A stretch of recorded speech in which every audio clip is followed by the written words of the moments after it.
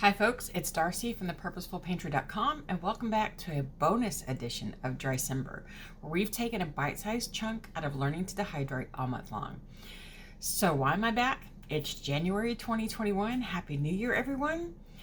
One thing that I couldn't do during the entire month of DRYCEMBER is talk about how to use your dehydrated goods, because it's not a one and done kind of video. It's not like I can say, here's what you do and it will cover all the bases, because it just doesn't quite work that way.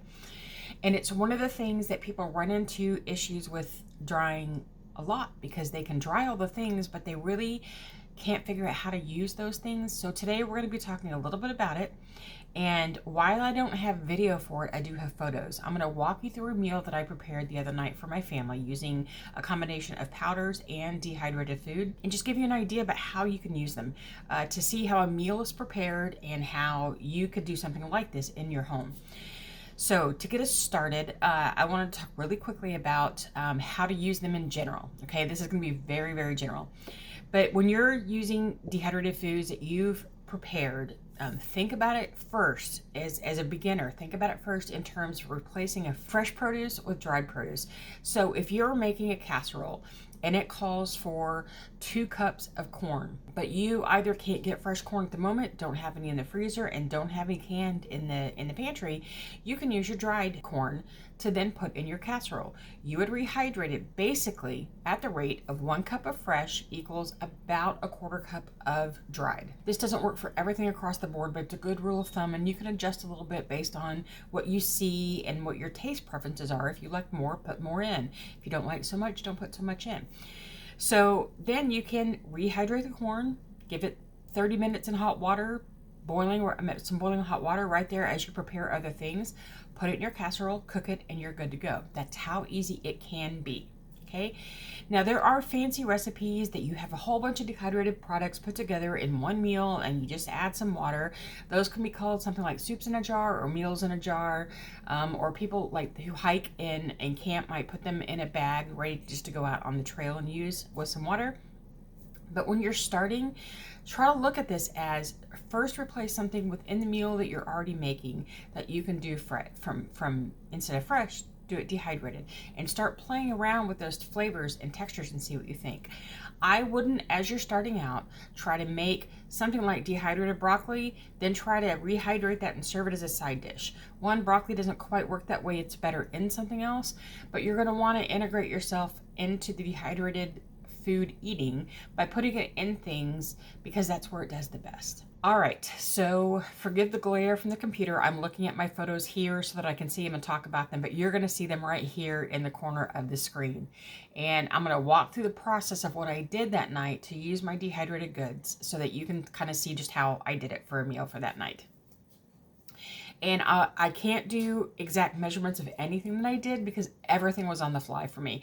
But what I do is I follow the basic recipe from Alton Brown on his website for shepherd's pie, and I adjust a little bit for our taste, and then I just adjust for whatever I need. I make however many potatoes that I need for mashed potatoes, and if I have too many, then I just put those aside and freeze them for another meal down the road.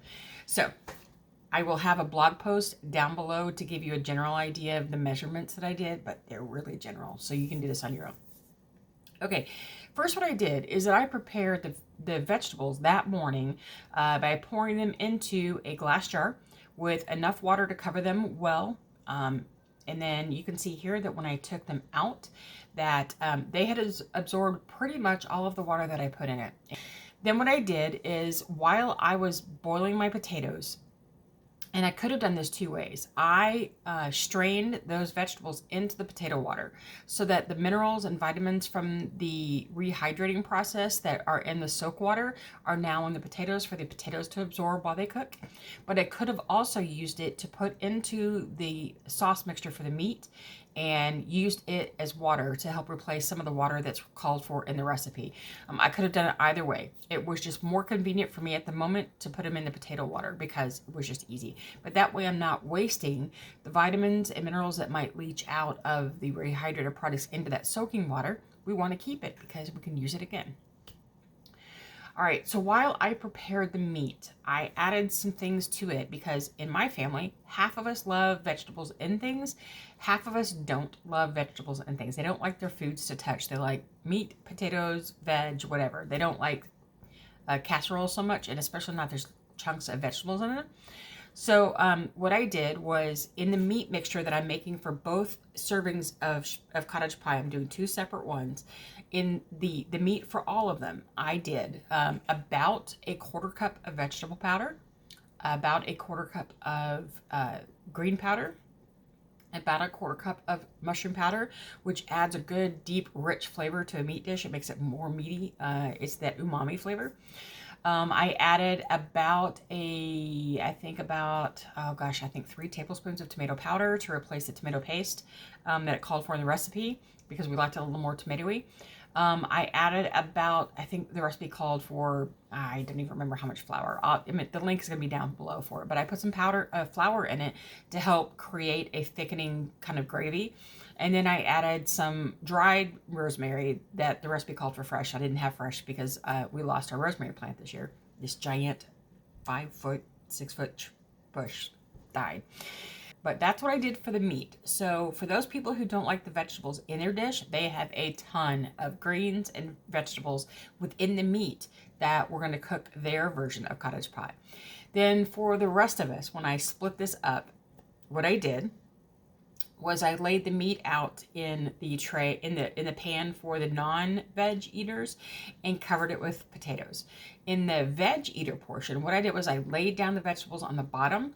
I put the meat on top, kind of stirred it all up, and then put the potatoes on top. And so when we cook it, it's just like cottage pie. But instead of using fresh vegetables, I've used dehydrated vegetables in 2 ways. One in a powder and one as the regular dehydrated vegetable. Cooked them at 350 until they got bubbly. We happened to put a little bit of cheese on top in that last 5 minutes and let the cheese kind of melt and get a little crispy because that's kind of what we like because Americans gotta put cheese on everything. But that's a basic meal on how I used dehydrated products in the things that I cooked. So this is just one way that you can do it. There are 1,000 ways that you can make this work for you and your family. The one that I use the most, because it's more beneficial to my family the way we do it, is that I use powders more than anything. I use a lot of dehydrated foods, but I process a lot of powder because it makes it easier for me to get those additional fruits and vegetables and greens into a diet that we don't always get enough of, especially the greens, since we don't like them cooked. So the ratio for that, while for regular dehydrated foods, the ratio is about 1 cup of fresh to a 1/4 cup of dried. For powders, it's about a cup of fresh equals about a tablespoon of dried.